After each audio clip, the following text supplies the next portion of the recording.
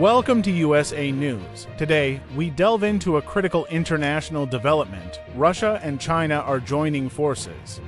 Could this signal a new Cold War between the Russia-China alliance and the US and NATO? Stay tuned as we explore this pressing issue. On the 28th of July, Russia celebrated its Navy Day. The most elite warships were on display in St. Petersburg. Veterans of the Russian armed forces were given a 21-gun salute. Thousands of Russians attended the military festivities. From tugboats to frigates to destroyers and even submarines, the different kinds of warships sailed through the Neva River, also known as the Gateway to Europe. And in true Putin style, the Russian president inspected his warships. While standing on top of a high-speed, open-top boat. But for Putin, the day was just getting started. Поздравляю вас с Днем военно-морского флота!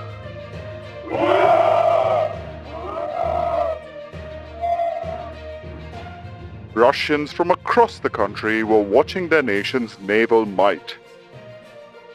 Warships from the Pacific, Northern Baltic, and Black Sea fleets were part of the show. But among the Russians, there were some foreign guests. Every year during the Navy Day, Vladimir Putin invites his closest friends.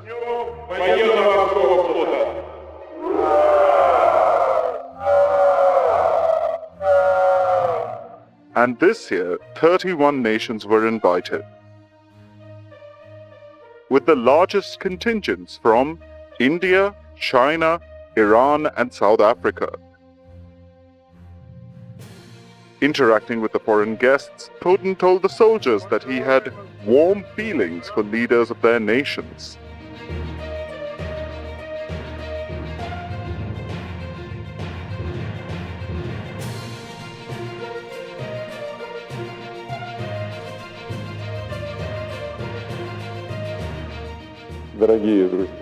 Dear friends, once again, I congratulate Russian naval servicemen, and I want to express my gratitude to our foreign friends for being here today with us.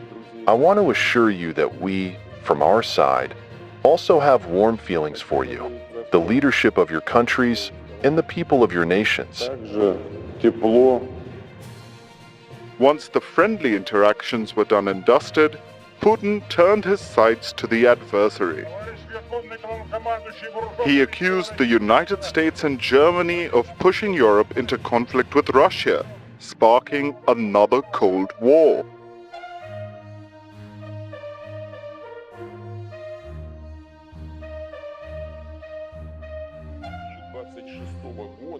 The US and German government's announcement of the deployment of American high-precision long-range missile systems in Germany starting in 2026 draws our attention. Important Russian state and military objects, our administrative industrial centers, and defense infrastructure will fall within its range. The flight time to targets on our territory for such missiles, which may potentially be equipped with nuclear warheads, will be about 10 minutes. Putin says that Washington wants to deploy long-range, high-precision missiles to Germany. This will be done starting 2026. These American missiles will be able to strike Russia within just 10 minutes. And Putin's biggest concern is that these missiles are capable of having nuclear warheads. So what missiles is the US deploying that bothers Putin?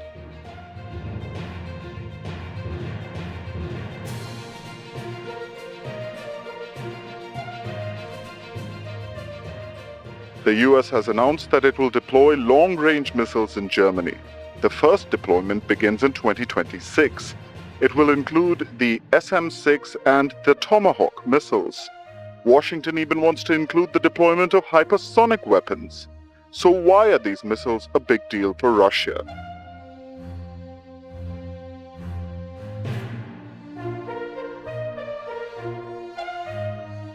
The Standard Missile 6 or SM-6 is an American weapon system. It was inducted in 2013. It is normally guided using radars.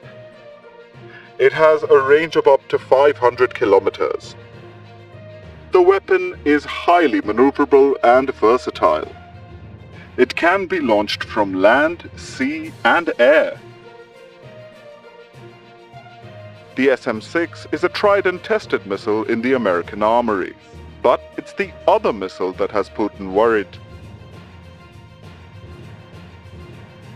The Tomahawk is America's fire and forget missile. It has been in service for 4 decades.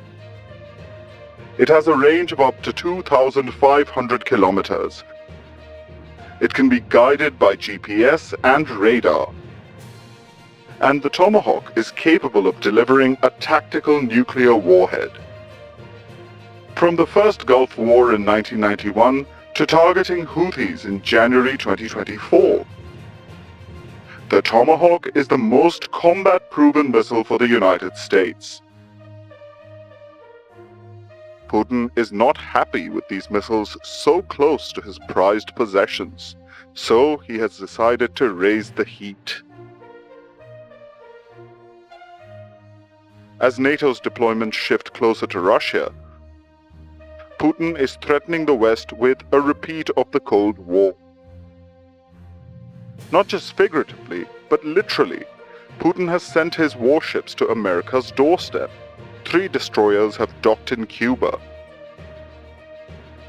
Just last month, Russia had sent 4 ships, including a nuclear-capable submarine, to the Caribbean. The recent deployment is meant to show Russia's naval might. These ships are taking part in large-scale live-fire drills. Other Russian naval assets are also part of the exercise. They've been deployed in the Arctic and Pacific seas. Putin says that he's not being provocative. Instead, he's only safeguarding his country from American expansionism.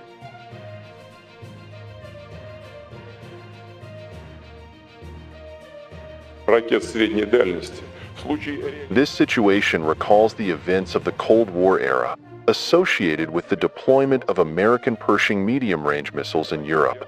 If the U.S. implements such plans, we will consider ourselves free from the previously imposed one-sided moratorium on the deployment of medium and shorter-range strike systems, including increasing the capabilities of our Navy's coastal forces. Today, the development of a number of such our systems is in its final stages. We will take mirror measures for their deployment, taking into account the actions of the U.S. and their satellites in Europe and other countries of the world.